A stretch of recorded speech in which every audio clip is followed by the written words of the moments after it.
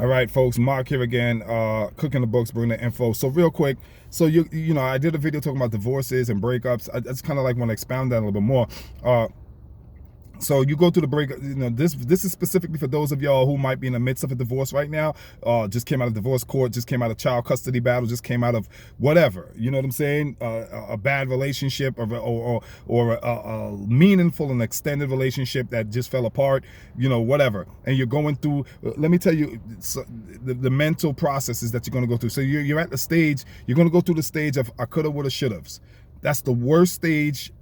Worst thing, get out of that stage as quick as possible, right? You're also going to be in a stage of where, what did I do wrong? What was it, my fault, his fault, her fault, his fault, her fault, his. Again, another stage that you want to jump out of as quick as possible. Naturally, you're going to go into those stages. It's a part of the process, but what you got to understand is try to expedite those processes. Try to get out of those stages as soon, as quickly, expeditiously as possible. Why? Because ultimately those states are bullshit. They're completely a waste of mental energy. They're going to debilitate and continue to disintegrate your psyche. Again, those stages are bullshit, completely waste of energy. They will disintegrate and debilitate your psyche. So try your best to speedily get through those processes, those states. Now, you're naturally going to go through them, right? So you can't escape them. Let me tell you something. You can go out with your boys all you want. You can go out with your girlfriends all you want. You can drink. You can sex all you want. Do all the stuff. Do all the destructive behavior processes, like, you know, destructive behaviors, right? That's what usually happens after breakups. Do all the destructive behaviors you want. At the end of the day, you're not going to drown those noises out. When you lay down and it's just you and your thoughts, those thoughts are going to come up. They're inescapable. No matter what you do, you just can't. They're unavoidable and inescapable. So I'm telling you right now. So try your best to expeditiously get out of those states, like speedily. You know, get the coulda, woulda, shoulda states. Again, worst states. The state you want to get to is this, right? To heal. This is a healing video. This is for those of us who wants to heal. The quickest way to heal and self-medicate, right? Because trying to get medication by, like I said, hanging out with friends, socializing, social gatherings, sex, drinking, whatever, those are the worst. That's not a panacea. It's not an elixir. There's no kind of remedy or cure there at all. It's only going to make your situation worse and keep you in a vibratory state of negativity where you're going to continue to relive, right, and experience that process over and over again on a vibratory level. Not a physical, but vibratory wise. So the state you want to get to is this. I'm gonna tell you right now. Here's where you want to get to, right? This is some good stuff. And I'm talking from experience, obviously. I know by now you can tell I've been through some stuff, right? So I learned. This is how you learn, trial and error. The best state you want to get to is this, right? You want to get to the state where you start, the thoughts you're having should be somewhere along this line. If not verbatim, somewhere along this line. Damn, I made some really bad choices in picking a life partner and picking someone to spend my life with. I made some really bad choices. That's the state you want to get to. Because the other states are guilt, condemnation, and self-deprecation, right? You're self-loathing. In the other states, those are self-loathing states. You want to get to the states where you're doing constructive, critical, constructive thinking about you. Not self-loathing, self-deprecating, self-debilitating, where you're beating yourself up psychologically. Man, I could have did this. Man, I should have did that. That's all beat-ups. That's all psychological beat-ups. The person probably already moved on. They're dating. They're out there having fun with their lives. And you're sitting there wondering, I could have, should have, would have. Man, it's my fault. Maybe if I'd have did this. Maybe if I'd have did that. That's like, that's the worst states. Hurry up and get out of those mental states. That's weak. It's a weak mental state to be in. The strong mental state is this. I made bad choices. Acknowledge that you made bad choices. That's it. And let me give you a real good example. And for those of you who don't believe this example is appropriate or applicable, elevate your intellect, because it's very, very applicable. Let's say you're the CEO, HNIC in charge. You have a company, your company deliver packages, whatever. So your job is to delegate work to your employees. You're delegating work to this guy on logistics and operations. You're delegating work for this guy for the delivery. You're delegating this work. So you delegate work to different employees, right?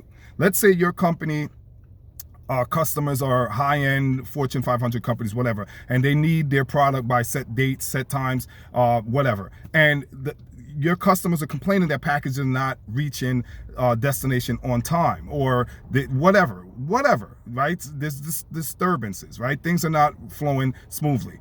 Operations are being disturbed. At the end of the day, the buck stops with you. You can't blame the employee. I mean, you can, but if you really want to be if you want to grow and you want to be a man, be the manager, and to whom much power is given, to there's a responsibility, right? That's the saying, right? I'm paraphrasing it. To whom much is given, much is expected, whatever, something like that. You know the saying. So what I'm saying is, if you're the person in charge, the buck stops with you. If you're the leader, if you're the CEO, it stops with you. You can't blame your employees. You can't blame others that you delegated the work to. Because at the end of the day, this is what it is, it's a reflection on your ability to size a person up and designate that person based off suitability. You see what I'm saying? Is that person suitable for this position that I'm allocating to the person? So if the person fails at the job and they don't deliver the packages on time, you can't tell your customers, well, my employee, they stopped and started drinking on the job. Or at the end of the day, the buck stops with you. All right, that's a great analogy, because here's how we bring it home. You pick a partner for your life. You pick her, she picks you, vice versa, whatever. At the end of the day, it's your choice. You're making a choice for this person to occupy the office of your persona. Right? This is an office that they're running for. It's kind of like Congress and politics. This person, when you meet them, they're campaigning for the office in your life. The office, the position they're seeking to hold is your partner. Just like a person runs for office to be an assemblyman, a councilman, a president, whatever.